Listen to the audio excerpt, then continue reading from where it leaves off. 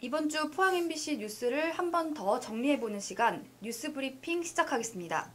네, 저희는 장미쁨, 박성아, 김형일 기자입니다. 반갑습니다. 그 TBS 라디오 방송에서 그 국민의 당이죠. 국민의당 서울시당 위원장이죠. 네, 김기훈이라는 사람이 저희들 삼중수소 논란에 대해 가지고 이건 뭐 가짜 뉴스다. 정치적인 가짜뉴스다. 침소봉대. 네.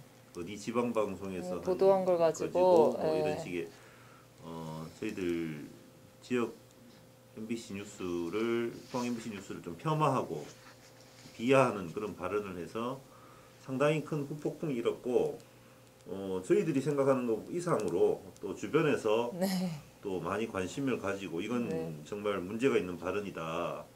어떻게 공당의 어떤 정치인이 이런 발언을 할 수 있느냐.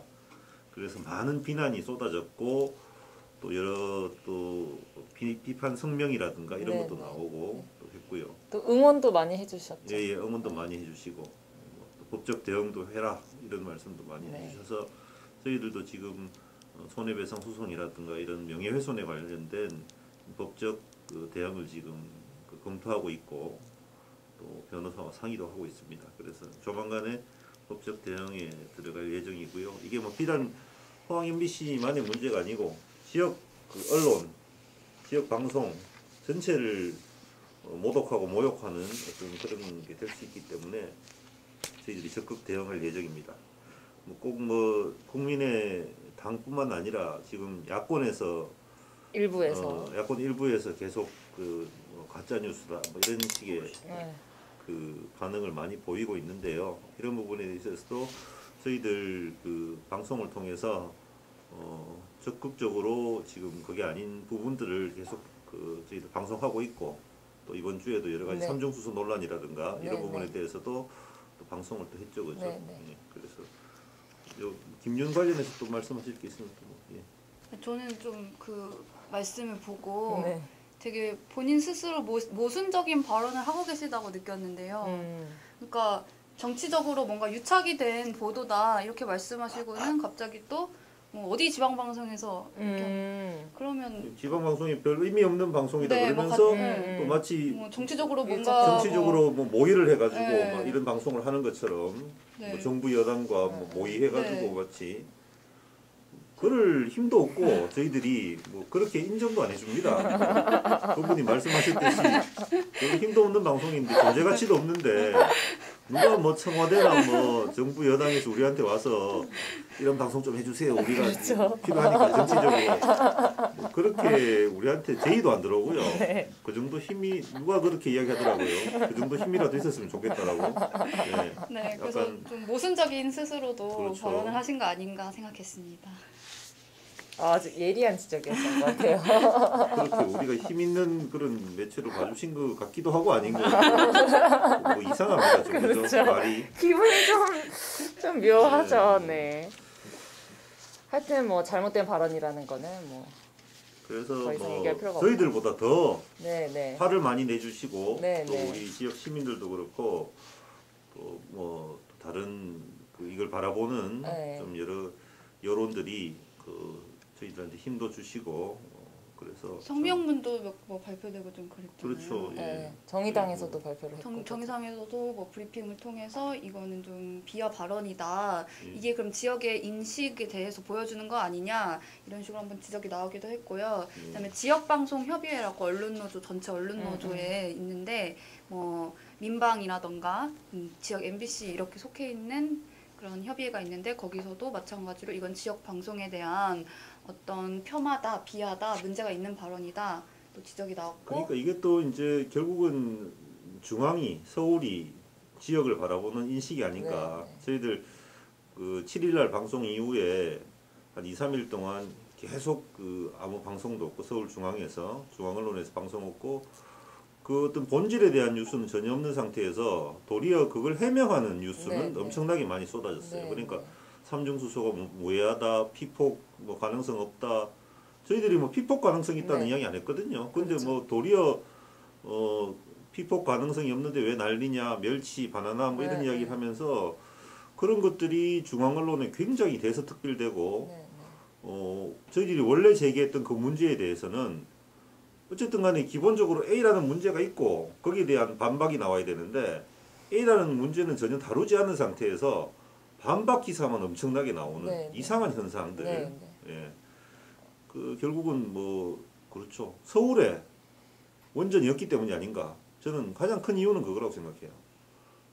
자기들 하는 바로 옆에 원전이 있어서 삼중수소가 노출됐다면 정말 그렇게 반응할 것인가. 네, 네.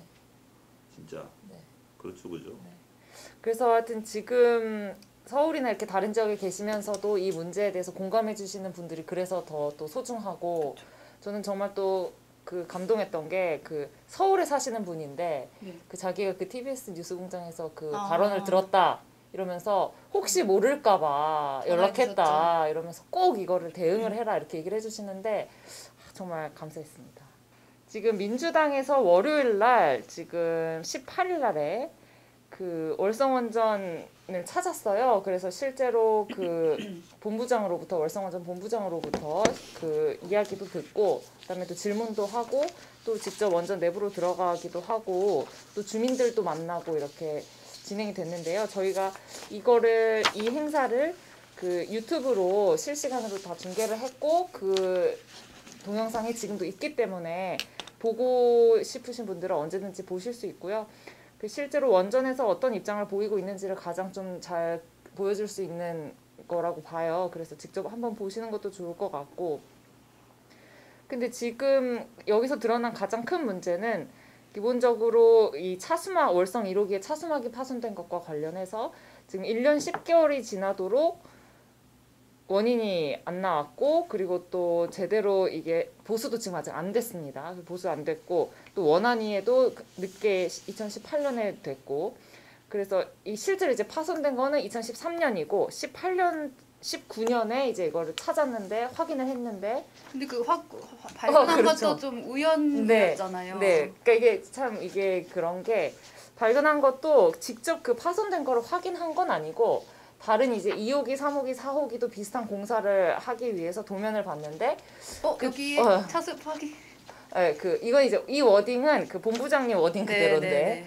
여기에 차수막이 있네 이렇게 해서 그럼 뚫렸겠네라고 이제 생각을 하시고 그러니까 이게 제가 네. 그때도 설명하시는 걸 들어보니까 네. 이걸 이제 외부 기관, 외부 해외 업체인 것 같아요. 해외 어떤 외부 기관에 맡겨서 이 공사를 이제 했는데 네, 캐나다 그 원 설계자에게 원 맡겼다고 했죠. 파일을 이렇게 캔 박아야 거에. 되는데 네, 위에 어떤 그 보강 시설을 하기 위해서 파일을 박는 과정에서 이제 어떤 그런 일이 벌어졌고 그건 모르고 있었고 그러니까 이제 그 처음부터 어떻게 보면 그 설계자한테 맡길 때부터 그렇죠. 그런 것들이 제대로 검토되지 않았다는 그렇죠. 게 가장 큰 문제인 것 같아요. 자체적으로 검토를 안 했다고 네. 시인을 했거든요. 한수원에서. 그렇죠. 그 자체가 문제였던 것 같고 그 굉장히 중요한 원전 내 설비라든가 시설을 보강하거나 설치하는 과정에서 그런 가능성이 충분히 있음에도 불구하고 그걸 인지 못했다는 거는 사업자인 한수원에 굉장히 큰 책임이 있는 거죠. 네. 이걸 뒤늦게 한 것도 문제지만 네. 처음 그 시공을 할 때 그렇게 잘못 시공한 것 자체가 네. 사실 그 근본적으로 큰 문제가 있는 겁니다. 문제가 있고 그것도 보니까 이제 그 이후에 2, 3, 4호기를 동일한 그 공사를 하려고 하다가 네. 설계도를 보는 과정에서 이게 밑에 차수막이 있었네. 네. 그때서야 알았다는 거죠. 그렇죠. 이것도 참 어처구니 없는 일이고 그죠. 예. 근데 이제 그걸 직접 뭐 그래서 들어가서 본 건 아니고 차수막이 파손된 부위를 직접 확인한 건 아니고요. 그냥 기본적으로 거기서 이제 새는 삼중수소가 좀 많지 않다는 거죠. 샜을 때 나오는 양보다는 적다라는 걸 근거로 해서 이제 문제는 없다. 네, 문제는 없다. 운. 네, 그래서 운이 좋았다 우리가 이제 이런 얘기를 해서 좀 이제 지적을 받았어요. 그래서 부적절하다 이렇게. 이게 뭐 왜냐면 운이 셀 수도 있는 거기 때문에. 라고 이야기하기에는 네. 너무 뭐라고 할까요? 뭐 너무 한가한 이야기가 아닌가. 네. 지금 이런 큰 일이 벌어졌는데 네. 다행히 우리가 운이 좋았네요. 뭐 이런 식으로 얘기하는 것 자체가. 네. 그래서 의원들도 거기에 대해서 질타를 했죠, 그죠? 네. 그래서 잘못이라는 거를 좀 명백하게 인정을 하고 이거를 대책을 그러면 이야기하고 이렇게 사과를 해야 되는데 그렇게 하는 게 아니고 도리어 이제 운이 좋아서 괜찮다 약간 이런 이야기를 하시니까 부적절했다는 거죠. 그리고 이제 그 공기 중 삼중수소 실험 이야기를 한수원이 이제 했는데 이거에 대해서도 사실 이게 저희 이제 보도 나가고 나서 그 71만 3,100베크렐이 굉장히 논란이 됐잖아요. 그래서 그때 이제 한수원이 그 언론을 통해서 얘기한 게 공기 중에 이렇게 물 1리터를 담아놓은 비커를 놔뒀더니 75일 동안에 삼중수소가 675베크렐에서 124만 베크렐까지 엄청나게 증가를 했다는 거예요. 그래서 이 71만 3,100베크렐 나온 것도 그 삼중수소가 뭐 다른 데서 유출된 게 아니고 공기 중에 있던 게 이제 나온 거다 이런 식으로 얘기를 해서 이게 엄청나게 많이 또 확산이 됐어요, 이 주장이. 근데 정작 또 이 자리에서 의원들 앞에서 이게 또 근거가 부족하다 또 이렇게 얘기를 한 거예요. 그 더 검증을 해봐야 된다. 또 도리어 이렇게 얘기하니까 저는 이게 뭐 그걸 떠나서 이걸 과연 과학적인 실험이라고 할 수 있냐 이거예요. 그렇죠. 이걸 가지고 네. 거의 비크에 물 1리터 떠놓고 여기서 한 70 며칠 있었는데 이게 급격하게 많이 삼중수소가 높아졌다. 무슨 원인인지 모르겠지만 근데 이걸 더 근거로 해서 그렇죠. 이 지하수에 그 기존에 발생했던 그 71만 베크렐이 네. 결국은 공기 중 삼중수소가 와서 했다라고 그 연관성을 어떻게 연관을 짓냔 말이에요. 이 단순한 그렇죠. 하나의 실험으로 해가지고 이건 정말 비과학적인 거예요. 이건 정말 사람들을 오도하는 그런 네, 네. 내용이고 네. 이걸 근거로 해서 이거를 공개를 했다는 것 자체가 좀 충격적이에요. 내부적으로 이런 실험은 해볼 수 있죠. 네, 네. 다양하게 어떤 가능성을 두고 이런 실험도 네, 하고 저런 네. 실험도 하고 하지만 이런 것들을 최종적으로 판단하는 건 원안이라든가 그렇죠. 판단해 보니까 맞다. 정말 이런 실험을 여러 군데서 해봤고 동시에 여러 군데서 한 뭐 열몇 군데서 여기 지금 관측정만 해도 수십 개가 네, 됩니다. 네, 그죠? 네. 모든 관측정에서 똑같이 해봤고 똑같은 기간 동안 똑같은 조건에서 했는데 똑같이 뭐 상승하는 경향을 보였다라든가 뭐 어떤 그런 구체적인 네, 데이터가 네. 있는 것도 아니고 딱 한 군데 거기 문제가 된 곳에 갖다 놓고 비커 실험을 했는데 그 실험 결과를 가지고 마치 이거는 지하수에 의한 지하에서 발생한 누출이 아니고 공기 중에서 모여가지고 생기는 거다. 이거 연관성을 이렇게 자신 있게 이야기하면 안 되고요. 네, 이거는 네. 발표해서는 안 됩니다. 이런 네, 내용은 네, 네. 진짜 제대로 된 그 사업자라면 네, 네. 그럼 이건 결국은 빠져나가려고 하는 모면하려는 어떤 순간을 모면하기 네. 위한 병명밖에 안 보이죠. 되는 거예요. 네. 그래서 이런 것도 정확하게 그러면 원안이라든가 이런 데서 맞다 당신들이 실험한 게 진짜 과학적 근거가 있다라든가 뭐 그런 데이터나 결과를 확신을 가지고 발표를 해야지 이런 식으로 해놓으니까 사람들은 전부 다 또 어떻게 느끼냐면 봐라 네, 네. 그 실험해보니까 그렇게 나왔네. 또 타 언론사에는 그게 단독이라고 네. 해가지고 나갔잖아요. 그러니까 네. 그 지하수 아니네. 네, 그럼 네. 왜 너가 저 뭐냐 가짜 뉴스 내냐 네, 이런 식으로 네. 이제 되는 네, 거예요. 네, 네.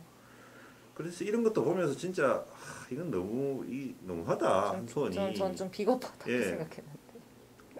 이 말이 안 된다. 네. 그리고 또 이제 또 거꾸로 생각했을 때는 그러면 과연 그 단기간 동안에 네. 이렇게 높은 수치의 그 삼중수소가 공기 중에서. 공기 중에서 네. 검출된다. 이게 또 저 물로 포집이 된다. 네. 그것도 이상한 거죠. 네. 그죠? 그러니까 이제 그런 얘기가 또 막 나오니까 한선에서도 이제 다시 또 그건 또 좀 아닌 것 그러니까 같고. 이제 그게 예, 또 이제 한 심각한 것 문제가 같아요. 될 수 있으니까 네. 이거는 뭐 과학적 근거는 예, 없고 예, 지금까지 어떤 뭐 여러 가지 학술 논문이나 이런 게 많이 없어서 예, 검증이 필요하다. 예, 이것도 예. 그렇게 또 한 한 발 발 또. 빼는 예. 그죠? 이런 모습을 보였죠. 그래서 이게 참 그 한손 입장이 지금은 굉장히 오락가락하고 있고 어떤 일관되게 또 명확하고 합리적인 설명을 지금 내놓지 못하고 있다는 게 사실 가장 큰 문제라고 저희는 보고 있고 지금 좀 그런 모습을 빨리 좀 시정을 해야 되지 않나 지금 좀 그런 말씀을 드립니다. 지금 이 한수원 관계자분들도 이 방송을 또 많이 보시고 계시는 것 같은데.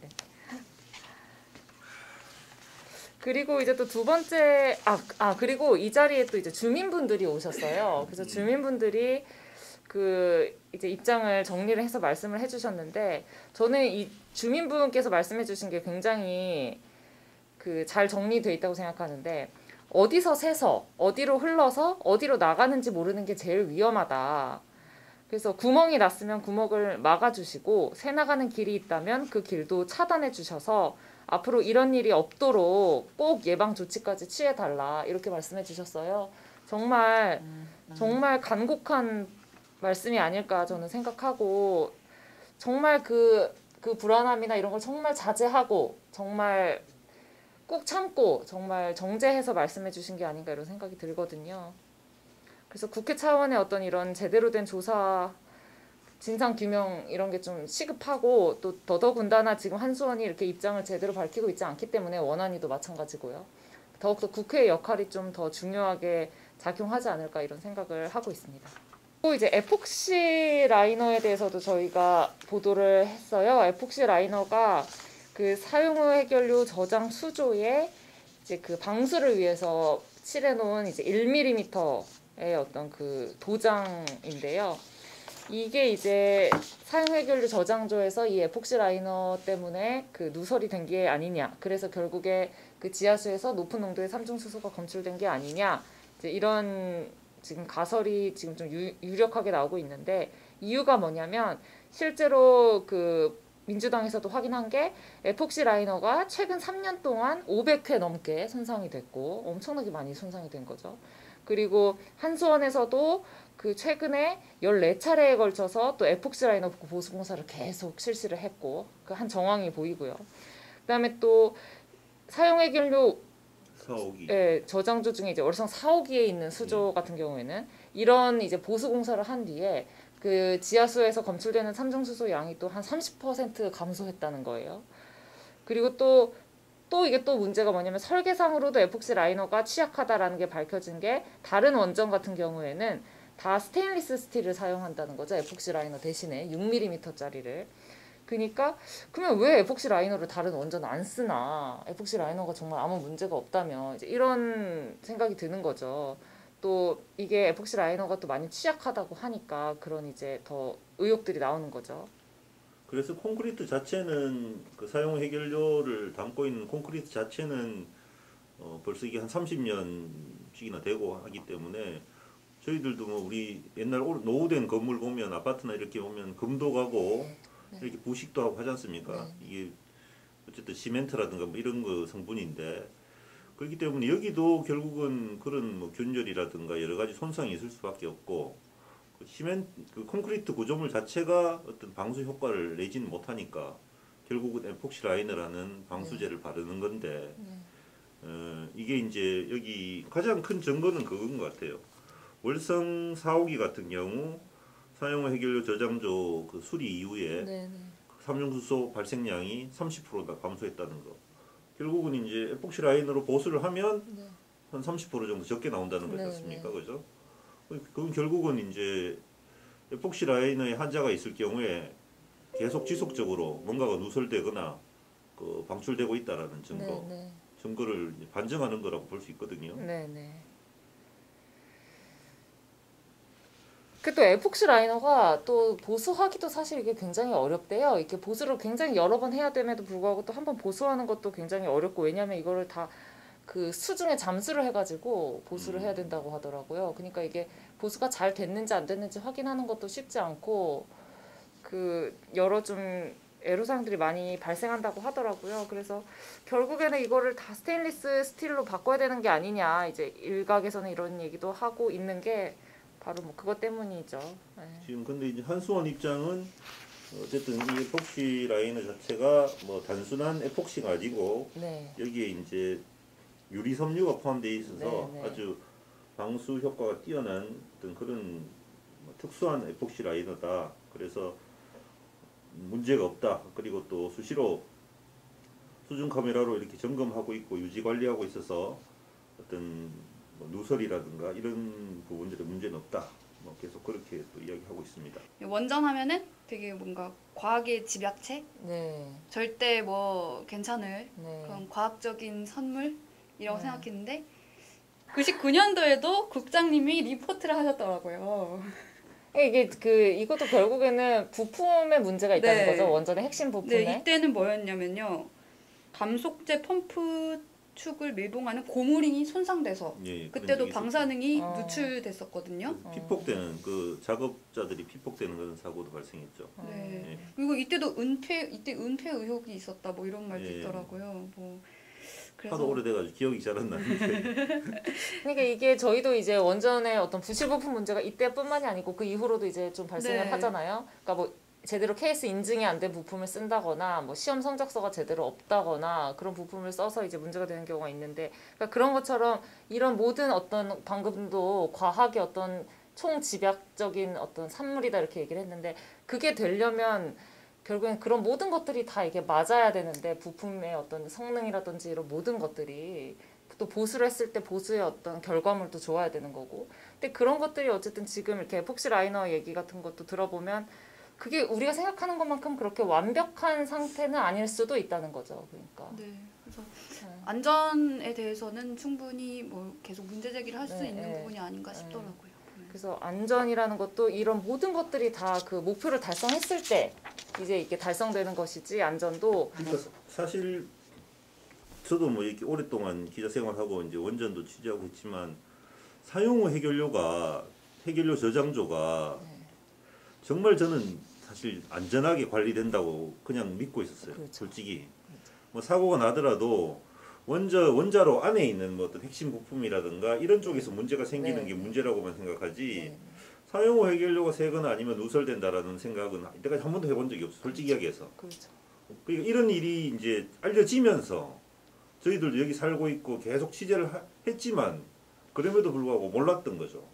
그리고 에폭시 라이너의 존재도, 네. 거기다가 에폭시 라이너를 바르는지 지금 처음 알은 거예요. 우리가 그렇죠. 이번 그 취재를 하면서. 그렇죠. 그런 걸 보면서 우리가 뭘 계속 취재도 하고 열심히 한다고 하긴 하지만 이게 워낙 많은 부품과 많은 설비가 이제 네. 원전이라는 곳에는 있고, 네, 네. 또 그 위험 물질이 방출되거나 나올 수 있는 곳이 또 아주 네. 다양한 곳에서 네, 다양한 네. 지점에서 나올 수 있기 때문에 네, 네. 또 수많은 배관들도 안 그렇죠. 지나갑니까, 그죠? 그렇죠. 그래서 이게 어디서 문제가 발생할지 정말 어떻게 보면 뭐 시한폭탄을 안고 살아가는 것처럼 우리가 항상 이게 관심과 어떤 감시를 하지 않으면 네, 네. 이게 문제가 발생할 수도 있겠다 하는 생각이 네. 들더라고요. 그리고 또 저는 방금도 말씀하셨지만 그 사용 후 해결료 저장조에 문제가 있을 거라는 생각을 못 했잖아요. 네. 근데 저는 또 한 번 놀란 게, 이게 또 해외에서는 이런 사례가 또 많이 나왔다는 거예요. 사용행렬료 저장조의 누설이 이게 처음 있는 일이 아니고, 지금 뭐 우리나라 같은 경우 아직 뭐 확실하게 한수원이 지금 인정은 안 하고 있지만, 미국 같은 경우에는 지금 사용행렬료 지하로 삼중수소가 샜는데 그 원인이 사용행렬료 누설 때문이었다. 결국에는 수십여 곳에서 이런 해결료 저장조의 누설. 예, 예. 네. 저장조 누설로 그 지하수, 그 주변의 지하수가 오염됐다라는 게 이제 밝혀졌고, 또 캐나다 같은 경우도 지하수 오염이 확인이 돼가지고 실제로 막 원인 조사까지 해서 뭐 일부 시설을 막 폐쇄를 하고 막 이런 경우까지 나왔어요. 근데 우리는 그거를 저도 몰랐거든요. 그런 일이 있었다는 것도 해외에서. 그렇죠. 예. 예. 그래서 우리도 빨리 이거를 조사를 해야 된다라고 이제 주장하는 이유가 또 거기에 있는 거죠. 그러니까 우리가 지금까지는 관심을 사실 기울이지 않았던 부분이죠. 지금 이 삼중수소 지하수 관련된 문제는. 네, 네. 그러다 보니까 우리가 뭐 공기중으로 방출되는 삼중수소 이런 부분에 대해서는 또 그렇죠. 사실 많이 관심도 네, 기울였고 네. 그랬는데, 이게 과연 어디서든가 새 가지고 지하수로 흘러 들어갈 것이다 이런 생각은 사실 못했던 거예요. 사실. 그래서 이제 지하수를 감시하고 이렇게 하는 게 되게 중요하다는 건데, 외국 같은 경우에도 지하수 오염이 원전 주변에서 많이 나왔기 때문에. 근데 이제 우리나라 같은 경우에는 한선에서도 시인을 한 게, 월성원전 지하수의 우물, 이렇게 지하수를 감시하기 위해서 하는 거는 2013년부터 했다는 거예요. 2013년에 한 10몇 개 정도를 이제 우물을 뚫었고, 그 이후에 이제 수치가 조금 높아지니까 이제 한 2번에 걸쳐서 이거를 더 뚫어서 우물을 지금 한 20몇 개 정도 되는데, 지금 내부에는 이렇게 돼 있는 상태고 2013년부터 시작한 상태고, 근데 이미 캐나다는 1997년부터, 그리고 미국은 2003년, 2005년부터 이거를 했다는 거예요. 근데 우리는 또 문제가 심각한 게, 제가 이제 어제 보도 나간 내용이 부지 바깥에 그러면 지하수가 얼마나 혹시 나갔을까 이런 게 되게 중요한 관심사가 될 수밖에 없는데, 그 지하수 부지 바깥을 조사하는 데가 고작 4군데라는 거, 월성원전 같은 경우에. 근데 그 4군데도 하나는 1.6km 떨어져 있고, 또 하나는 2km 넘게 떨어져 있고, 또 하나는 경주 시내니까 또 한 20km 정도 돼요. 또 하나는 울산이니까 또 20km 조금 더 넘어가고. 그러니까 이런 식으로 한 군데 네 군데 박은 거니까 그 박은데 그 제 원전에서 1.6km 떨어져 있는 것도 부지 전체적으로 봤을 때는 어느 위치에 있는지는 잘 모르겠지만 뭐 지하수가 방향을 가려가면서 이게 퍼지는 그렇죠. 건 아니잖아요, 수맥이. 지하 수맥이 어떻게 연결돼 있는지 네. 알 수 없으니까 지금 현재 예를 들어서 만약 그 원전 부지 안에 지금 현재 이제 한수원 입장은 원전 부지 안에서 발생한 문제이기 때문에 외부로의 방출이 아니기 때문에 별 문제가 없다. 뭐 이런 식의 주장을 계속 펴고 있어요. 그러면서 이제 심지어는 이게 뭐 잘못됐으면 규정을 바꿔라. 뭐 어떻게 보면 더 강화된 규정을 국회에서 만들어라는 네. 식의 어떤 약간의 언급도 뭐 나오고 했었는데 네. 그 지금 보면 그게 문제가 아니고 원전 내에서 발생했다 하더라도 그 지하 수맥이라는 게 다 연결돼 있지 않습니까? 지하로. 그렇죠. 그게 뭐 어디로 갈지 알 네. 수가 없잖아요. 네. 그리고 그 지하 수맥에 대한 체계적인 조사라든가 뭐 어떤 그런 게 없었지 않습니까? 그렇죠. 예. 그런 상황이기 때문에 지금 현재 발생한 지하수에서 발생되는 그런 어떤 방사성 물질이 어디로 어떻게 흘러갈지 알 수도 없고 그렇기 때문에 지금 현재 네 군데만 그거는 지금 환경방사능 조사라고 1년에 그 한번 경북대 보고서네요. 의대에서 하는 거 맞죠? 그죠? 네네. 한수원에서 하는 네네. 그 조사서에 보면 아까 말씀하셨듯이 그 네 군데에서 조사하는 걸로 돼 있는데 그 부지 바깥 외부에서 하는 조사 지점이 지하수 조사 지점이 네 군데밖에 안 되는데 그래가지고는 안 되죠. 네. 그 인근 주민들 사는 마을부터 해가지고 뭐 한두 군데가 아니지 않습니까? 네, 여러 군데를 네. 뚫어서 확인을 해야 기본적으로 알 수 있는 그렇죠. 거잖아요. 네. 그 빙 둘러서 한다든지. 적어도 지금 그 부지 내의 숫자만큼이라도 해야 되겠죠. 부지 네. 내에도 뭐 27개 27개나 정도. 되는데 네. 심지어 그 인근 주변 마을이라든가 이런 쪽에는 뭐 훨씬 그보다 더 많은 숫자의 어떤 관측정을 설치해서 실제 그게 삼중수소가 그 마을이라든가 인근 주민들에게도 가는지 그 지하 수맥을 타고 그걸 조사를 해야 되죠. 근데 지금 일단 한수원에서는 기본적으로 이 1.6km 떨어진 우물 한 곳에서 4번 조사했을 때 1년에 문제가 4번. 없다. 네, 그 수치가 굉장히 미량이고 그렇기 때문에 문제가 없다라는 입장이에요. 그러니까 한수원에서 항상 이게 과학이라고 이야기하는데 제가 봤을 때는 이게 비과학이에요. 왜냐하면 아까도 뭐 제가 그 공기중 실험 이야기했지만 이것도 마찬가지잖아요. 그러니까 인근 주민 마을에 설치된 건 한두 개밖에 없는데 네. 그 한두 개를 기준으로 해서 아무 문제가 없다라고 항상 이야기를 하거든요. 그게 과연 아무 문제가 없을까요? 그렇죠. 진짜 그걸 가지고 믿으라고 이야기하는 게 맞나 이거죠. 근데 이제 모르는 사람들은 자 이거 수치 얼마 안 나왔으니까 네. 괜찮아. 네. 근데 왜 이렇게 자꾸 떠들어? 이렇게 생각할 수도 있죠. 근데 그 측정한 지점이라든가 이런 숫자가 너무 적잖아요. 네. 그 이야기하기에. 네. 네. 그래서 그런 문제도 있고 그 장 기자 취재했는 걸 보니까 또 이제 원안이 자체적으로도 통화를 해서 취재를 했죠, 네, 그죠? 네, 직접 이제 원자력 지하수에 대해서 안전하고. 뭐라 그럽니까? 그러니까. 지하수는 그러니까 이제 그 얘기를 확실하게 안 했고 그 이제 제가 먼저 그 환경 방사능 조사 얘기를 하니까 아, 네 그러면서 이제 아 그거 하고 있는 거고 얘기를 하더라고요. 그리고 이제 기본적으로 지하수보다는 그러니까 방출구를 본다는 거예요, 원안위에서는. 방출구, 배수구. 그리고 이제 그 공기 중으로 방출하는 거니까 방출구, 액체는 이제 배수구. 그러니까 여기서 배출된 것들을 중심으로 본다는 거죠. 왜냐면 그게 이제 그 배출 총량 같은 거를 제한해 놨는데 거기서 이제 다 측정이 되는 거잖아요. 그러니까 배출될 때 그 기준을 초과하는지 네, 초과 안 네, 하는지 네. 그건 보겠다는 네, 거잖아요. 그게 제일 그러니까 중요하다는 거죠.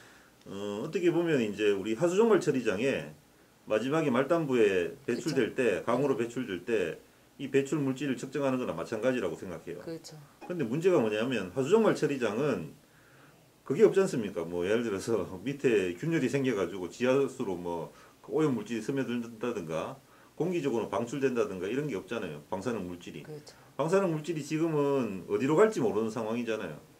그래서 그런 식의 접근법은 굉장히 문제가 있는 거죠. 사실. 그리고 또 사실 또 문제가 아까 말씀드린 것처럼 해외에서는 또 이렇게 지하수 오염 사례가 있는데 이거를 원안위도 분명히 알고 있을 텐데 그럼에도 불구하고 기준이 없다는 거는 또 문제죠. 해외에서는 이미 90년대부터 이런 사기가 보고가 됐는데 우리나라는 이거 완전히 그 어떤 국제적인 어떤 흐름에서 벽을 쌓고 안전하다고만 하고 기준도 마련하지 않았다는 거니까 그런 그러니까 부분에서 이제 불신이 생길 수밖에 없죠. 이게 이제 그 원전마다 환경 방사능 조사를 매년 실시하도록 합니다. 그래서 실제 원전 주변 지역의 어떤 환경 방사능이 제대로 관리되고 있는지 주민들에게 어떤 영향을 미치고 있는지 매년 조사 보고서를 내는데 저희들이 맨날 그 조사 보고서를 받아봐요. 받아보면 문제가 없어요, 항상. 미량이거나 항상 뭐 미량이거나 검출 거의 일치 이내거나. 근데 이제 지금 여기서도 보지만 지하수에 대해서는 제대로 된 어떤 측정 네. 방법이라든가 네, 어떤 네. 그런 어떤 게 지금 취약하다는 거죠. 네. 그 그러니까 관심 자체가 없다는 거죠. 네. 지하수에 대해서는. 그래서 그런 부분은 지금 앞으로 이런 환경방사능 조사할 때도 조사 지점을 대폭 늘리고 네네. 그래서 지하수에 어떤 영향이 있는지도 정기적으로 조사 지금 당장에도 조사를 해야 되겠지만 앞으로도 정기적인 조사도 네네. 지하수에 대해서 좀 상세하게 네네. 좀 이루어져야 되지 않나 네네. 이렇게 생각합니다. 그러니까 이거는 이제 원전 내부에 지금 누출된 문제랑은 또 별개인 거죠. 또 별개로 예. 예, 이거는 이제 앞으로 계속 원전이 다 시설이 다 없어질 때까지 앞으로 저희가 수년 동안 수십 년 예, 동안 수십 년, 수백 년 동안 해야 되는 일인. 그리고 이제 그 이제 논란의 그 이제 멸치 이야기를 또 저희가 안 할 수가 없는데. 멸치 괴담. 네. 멸치 바나나. 삼중수소 괴담이라 그러는데 저희들이 봤을 때는 멸치 괴담 같아요. 멸치만큼이나 삼중수소는 뭐 멸치에 든 방사능 물질만큼이나 안전하다. 그래서 삼중수소는 인체에 무해하다. 꼭 무해하다라고 표현 안 하지만 그런 어떤 결론에 이르는 그런 어떤 기사들 내지는 뭐 너무 호들갑을 뜬다. 지금 현재 뭐 이런 삼중수소 논란이 그런 식으로 자꾸 이제 의미를 축소하거나 왜곡하는 그런 사례들이 많아서 이번에 장미분 기자가 삼중수소 특집으로 한번 과연 삼중수소란 무엇인가 네네. 이걸 한번 알아봤죠. 그죠? 네네. 근데 이게 제가 이거 전체적으로 이제 이걸 취재하면서 든 생각은 무해하다는 것을 과연 우리가 과학적으로 증명할 수 있느냐. 저는 신앙이죠, 그게- 신앙. 네. 제가 그러니까 보기에는.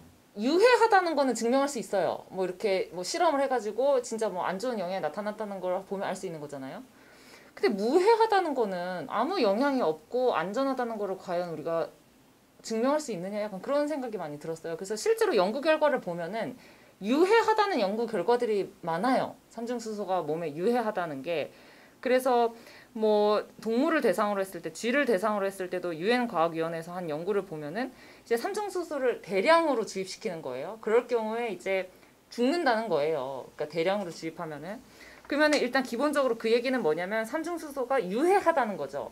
그래서 치사량이 존재하는 물질이라는 거예요. 근데 이제 저 이제 반대쪽에서는 이게 뭐 적은 양이면은 괜찮다라고 얘기하는 건데, 근데 그게 적은 양이라고 괜찮다고 하려면 저는 근거가 있어야 된다고 생각하는데, 그런 근거는 사실 제시가 안 되고 있는 거고, 그 미국의 3대 핵무기 연구소인 캘리포니아주 로렌스 리버모어 연구소에서도 1993년에 삼중수소가 암이랑 유전자 영향, 비정상적인 태아, 생식기관에 영향을 미친다고 했어요. 그러니까 이거는 사람을 대상으로 조사를 한 거예요. 동물이 아니고 사람을 대상으로 했기 때문에 이런 태아나 생식기관 이런 유전자까지 얘기가 나온 거죠. 암도 그렇고. 그래서 이제 전문가들은 또 뭐라고 얘기하냐면 삼중수소가 지금 일부에서는 100% 배출된다라고 얘기하지만 이게 한 2% 정도는 남아 있는다는 거예요. 우리 단백질 세포하고 결합해서.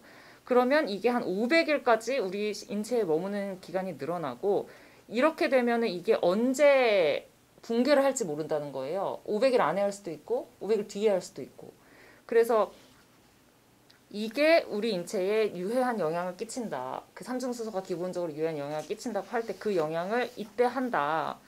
그래서 저선량이라도 안전하지 않다라고 유럽 방사선위험위원회가 밝혔고, 또 이제 이거는 저희가 삼중수소의 어떤 연장선상에서 서울대학교 의대에서 원안위 의뢰를 받아가지고 조사를 했는데, 실제로 원전 주변에 반경 5km 안에 있는 주민들 같은 경우에 그 방사선 관련 암, 그러니까 이게 유방암이랑 갑상선암이 대표적인데요. 이 암이 실제로 발생을 2.5배나 더 많이 했다는 거예요. 여성의 경우에 있어서 특히.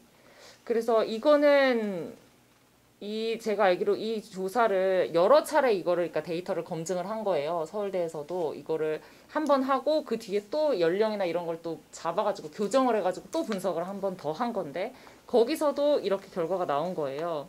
그러니까 이거는 저희가 인정할 수밖에 없는 거고 또 지금 실제로 이 조사에 대해서 그러면은 후속 연구도 지금 좀 예정이 돼 있는 걸로 알고 있어요. 그래서 저희가 또 지나면 이거에 대해서 더 이제 구체적으로 내용을 알 수 있게 될 텐데 그래서 이제 미국 환경청에서도 과학적으로 안전한 방사선량은 알려지지 않았다. 그래서 방사선량은 적을수록 좋다. 우리가 예. 그러니까 우리가 뭐 라돈 침대 얘기도 많이 나왔지만 라돈 같은 경우도 방사성 물질이잖아요.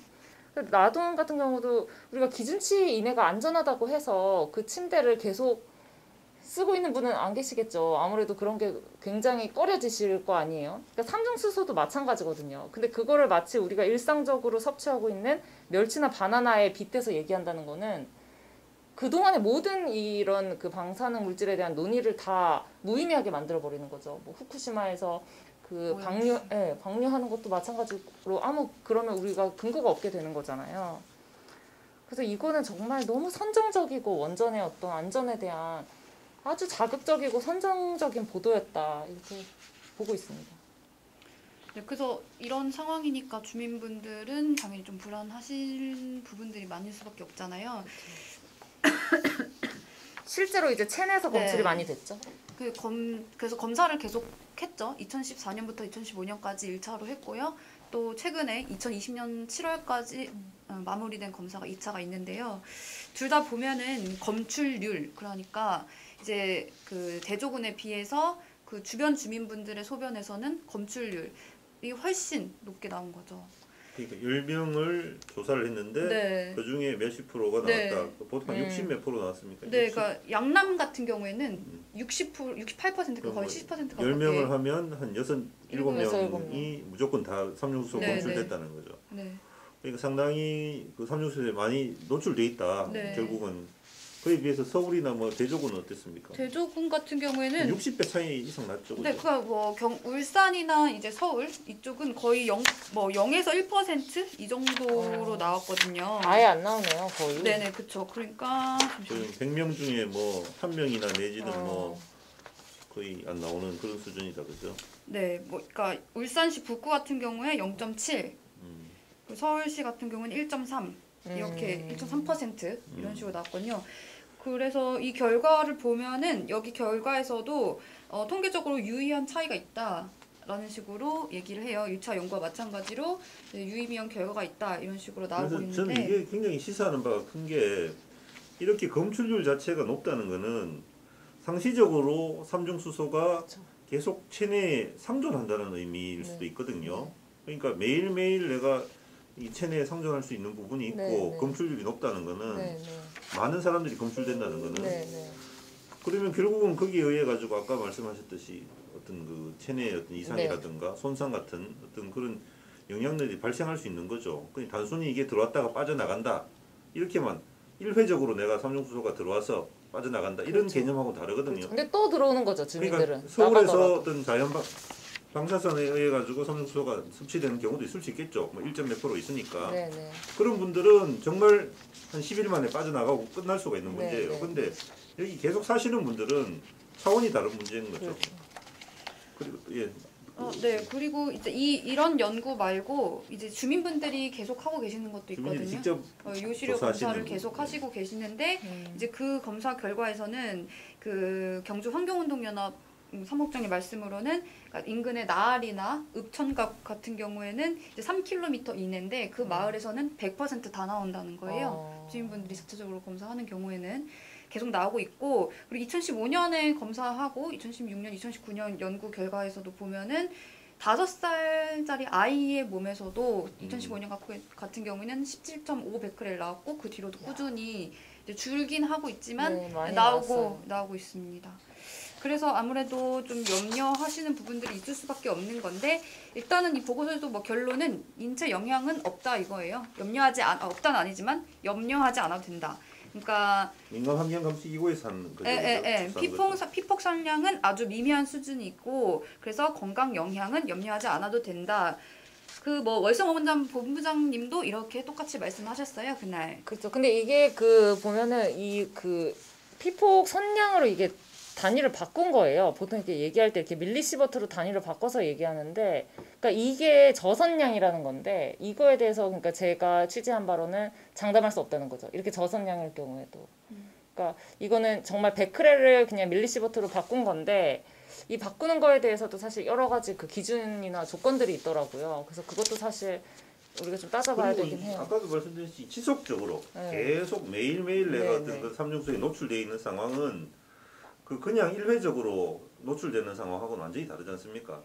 그게 아무리 수치가 낮다 하더라도 그게 계속 노출될 경우에는 어떤 영향을 미치는지는 또 우리가 조사가 안 돼 있거든요. 그렇죠. 그래서 그런 부분들을 너무 외부인의 시각에서 멀리서 서울에서 앉아가지고 예를 들어서 네. 문제가 없다. 문제가 없는데 왜 그렇게 뜨느냐. 방사는 괴담이다. 바나나보다 그 괜찮은데 뭐 이런 식으로. 네.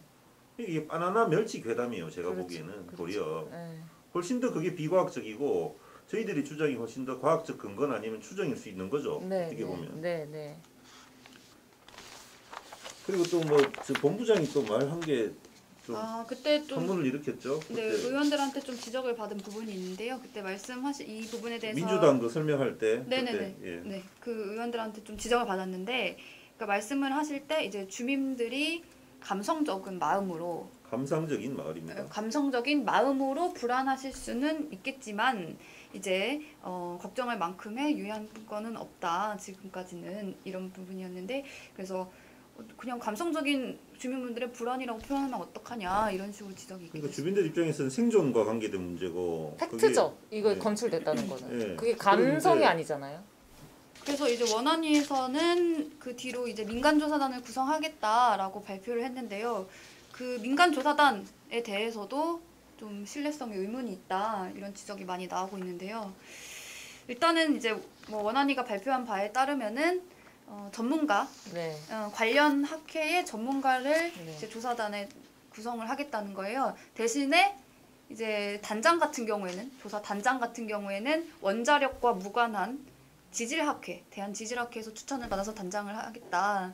그렇게 해서 또 이제 뭐 활동이라던가 계획 이런 것들은 자율에 맡기고 뭐 이런 식으로 이제 표현을 해놨는데 뭐 그거는 이제 아무래도 원안위에서도 원자력 학회와의 어떤 그런 뭐 네. 문제들 네. 그런 걸 의식해서 이런 식으로 이제 뭐 계속 자율적으로 하겠다 뭐 이런 식으로 네, 표현을 한 네. 거 아닌가 싶은데 근데 도리어 또 무책임하다는 지적도 많이 네 있잖아요. 그래서 좀 왜냐하면 첫 번째로 이 문제 이번에 이제 밝혀진 문제에 있어서 원안위도 몰랐던 거잖아요. 그렇죠. 그러니까 규제 감독 기관으로서의 책임을 다하지 못했다는 거잖아요. 그렇죠. 그러니까 아까 말씀하신 그 차수막 같은 경우에도 파손된 거는 2012년이거든요. 2012년에 파손됐는데 2018년까지 그때 다른 데를 하면서 여기 있었네? 네. 라고 알아차리기 전까지는 원안위도 몰랐다. 감독을 안 한 거죠. 네, 몰랐다. 그래서 이 부분에 대해서도 의원들이 지적을 많이 했었고요. 주민분들 같은 경우에는 뭐라고 말씀하시냐면 주민분들 같은 경우에도 지금까지 몰라놓고서 그 사람들도 조사 대상이다. 뭐 이런 식으로도 그렇죠. 말씀하시기도 하셨고 그렇죠. 이 구성 가지고도 좀 지적이 있었는데 아무래도 아까 말씀드린 것처럼 그 관련 학회 이런 식으로 구성을 하다 보면은 원자력 학회라든가 뭐 이쪽 네. 관련 학회는 네. 전부 다 원전의 어떤 그 계속 지속되고 유지되기를 바라는 사람들이니까 네. 아무래도 이런 부분에 대해서 문제가 나오더라도 네. 그걸 뭐 과소평가. 제대로 뭐 평가하겠느냐 네. 뭐 이런 우려가 있는 거죠. 그런 우려가 지금 나오고 있습니다. 지금 원안위가 조사를 하겠다고 해도 지금 뭐 주민들이나 뭐 이런 분들은 거의 뭐 아무 기대도 없고 보면은 아무 그게 없어요. 아무 감흥도 없고 도리어 조사를 받아야 되는데 니네가 무슨 조사를 한다는 거냐 이런 얘기를 하는 그래서 거잖아요. 이제 국회 차원의 네. 조사 뭐 네. 이런 부분까지도 네. 요구를 하고 있는 국회 차원에서 그리고 이제 주민분들이라던가 이런 다른 단체들이 함께 감시할 수 있는 그런 조사가 필요하다 이런 지적이 나오고 있습니다. 그러니까 이게 워낙에 뭐 팩트가 나와도 이 팩트에 대해서 자꾸 원자력학회에서는 이게 과대평가됐다라고 얘기를 하니까 믿을 수가 없는 거죠. 이제 시민단체나 주민들 입장에서는 같이 이제 팩트를 확인하자 이런 얘기를 하는 거죠. 지금도 저희들밖에 보도를 안 하는 것 같아요. 다른 언론사에서는 저희 보도에 대한 보도, 네. 보도에 대한 뭐 반응. 뭐 이런 것들만 있지 이 문제 자체를 좀 더 깊게 들어가서 좀 더 저희보다 더 좀 깊게 들어가서 네. 뭐 특종도 하고 네. 단독 보도도 좀 했으면 좋겠는데 저희들이 보는 시각 이상의 어떤 뭐 기사도 안 나오고 후속 기사도 안 나오는 것 같아서 참 안타깝습니다. 그래서 언론들이 철저하게 중앙 언론들이 이런 부분들을 좀 외면하고 있는 거 아닌가 싶어서 결국은 이게 지역에 있는 원전이기 때문에 뭐 거기서 터져가지고 뭐 지역민들 뭐 죽든 말든 모르겠다 뭐 많이 떨어져 있으니까 네, 네. 실제도 거리가 많이 떨어져 있고 네. 심리적인 거리도 먼 것 같고 제가 네. 보기에는 그래서 참 씁쓸해요. 저희 지역에 살고 있는 저희들 입장에서는 뭐 그 김윤이란 작자가 한 말도 참 씁쓸했는데 이런 중앙 언론들의 반응들을 보면서 아 이게 참 우리 언론의 현실이 이것밖에 안 되는가. 시시비비를 가리고 또 문제가 있다면 저희들 보도에 문제가 있다면 또 그 문제에 대해서 또 더 들어갈 수도 있는 거 아닙니까? 네, 그죠? 네. 그런 보도조차 없어요. 그래서 철저하게 외면하고 있는 네. 실태 네. 이런 것들이 너무 좀 안타깝다 그런 생각이 듭니다. 그렇죠. 그리고 또 언론의 중요한 역할 중에 하나가 아젠다 세팅이잖아요. 의제 설정 기능이라고 하는데, 그러니까 언론이 의제로 다루면 그 문제는 중요해진다는 거죠. 중요하지 않은 것도 중요해진다는 거예요. 언론이 이거를 다루면. 근데 그런 점에 있어서 이 원전을 다루지 않는다, 아젠다로 만들지 않는다라는 거는 굉장히 좀 유감스러운 일이고. 국가의 전망을 좌지우지할 수 있는 특히 원전 안전 문제는 네. 그런 문제임에도 불구하고 참 너무 크게 많이 외면받고 있는 거 아닌가. 그래서 좀 많이 씁쓸한 면이 네. 있습니다. 예. 그래서 좀 중앙 언론들이 우리 사회의 어떤 이런 이슈들, 어젠다들이 정말 중요한 게 무엇인지 정말 좀 더 관심을 가지고 더 진지한 마음으로 하면 편집을 하면 더 좋지 않을까 하는 저희의 그 지방 방송의 어떤 고민이었습니다. 네. 지역 방송, 네. 지역 언론. 그 포스코가 또 포스코 얘기를 참 이게 저희가 정말 자주 하게 되는 것 같은데. 저도 지긋지긋한데 네.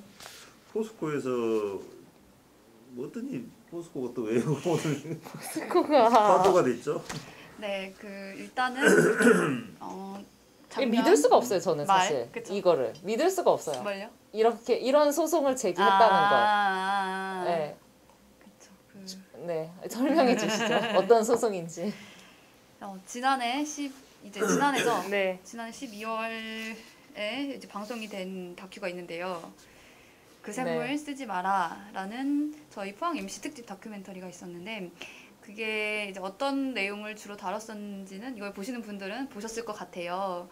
보통 이제 제철소에서 발생하는 그런 뭐 환경 문제와 그리고 그걸로 인한 주민들의 피해 그리고 그 안에 작업 환경으로 인해 발생하는 어떤 직업성 질환들 네. 노동자들의 네. 그런 걸 이제 다루는 그런 다큐멘터리였죠. 그래서 이제 좀 지역 사회에서는 좀 파장이 일기도 했었는데요. 그거에 대해서 12월 31일 마지막 날, 네. 네, 이제 포스코에서 그 제작한 기자들 상대로 손해배상 청구 소송을 제기했습니다. 제작한 기자가 누구죠?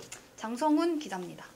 얼마를 5천만 원입니다. 장성 기자한테 5천만 원 없지 싶은데 장성 기자가 그만한 돈이 없지 싶은데 근데 이게 또 보니까 그 뭐 이율도 높던데요.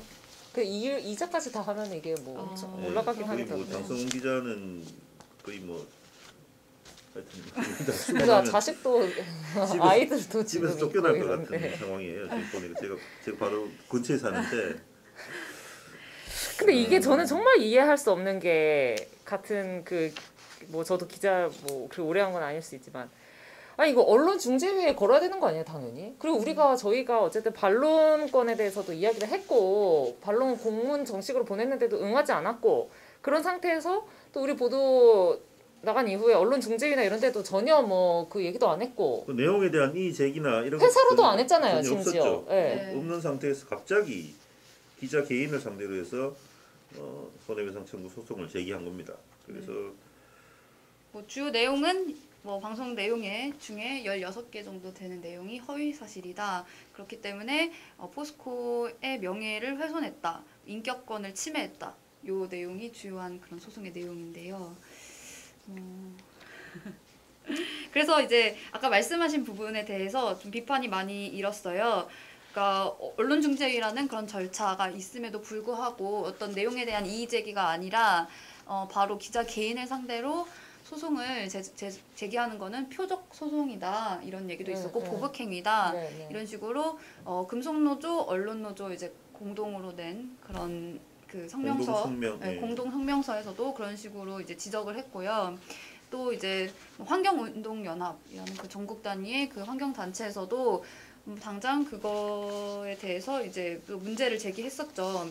만약에 이런 16개의 내용이 편파적인 보도 내용이라면 그 부분에 대해서 객관적인 조사를 통해서 포스코가 확인해야 할 일이다.